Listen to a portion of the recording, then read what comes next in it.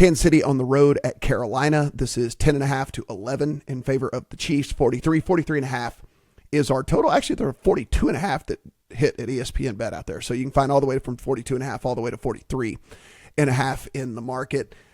We finally get the loss there for Kansas City. Mo, you had a pretty good feeling last week about that might be the case with all of this. And, now they're on the road at Carolina, who might be as healthy as we've ever seen this team. It seems like they're going to have, not that the players are good, but at least it's the dudes they wanted to play, are going to be back this week. Does that mean anything to you?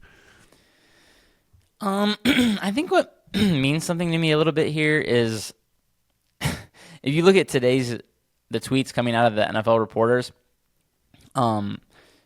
Isaiah Pacheco not going to play, Charles Omenihu not going to play. Mm-hmm. Not to say those players necessarily move the needle big time, especially just coming back from injury. Although I am excited to get Omenihu back for sure. But I think it just kind of gives a window into what type of game this is for the Chiefs. Right. I just don't see this as a spot where they're going to put a lot of stuff on tape, going to try to come out and blow the Panthers out by 30. I think this is just come in and get a Chiefs workman-like 7-point win.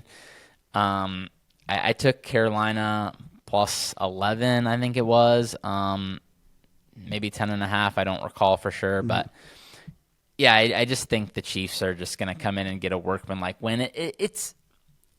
I think part of it, too, is the Panthers might actually be playing somewhat better football. Bryce Young, I think, is actually building a rapport with these receivers. Young receivers. I know. I feel like that too. I honestly think that it's like the benching almost just kind of took some of the pressure off or whatever, and it's just kind of all right, well, now I have nothing to really prove, so they're just, I don't know. I'm not saying he's good, but I kind of like what I've seen. Yeah, and Jalen Coker's doing work. I don't even know who this guy is. They ship out Deontay. It's yeah, on paper that's a talent downgrade, but maybe it's allowing Bryce Young to build a rapport with these young receivers under absolutely no pressure, like you were saying. Mm-hmm. And I just think, honestly, both teams are going to run the ball a lot in this game. That's going to shorten the game a bit, make it harder to cover a double-digit spread. So I did take the Panthers. I'm glad that you did, because I did as well. I seen the Chiefs in these big spread games that they know they can probably win no matter what. And like you said, Andy and them just don't.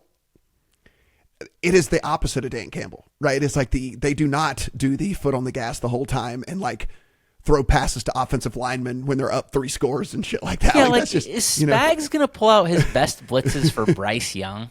Right. It's just, I don't think that's going to happen. And so I'm with you. I took the 11 points with them, and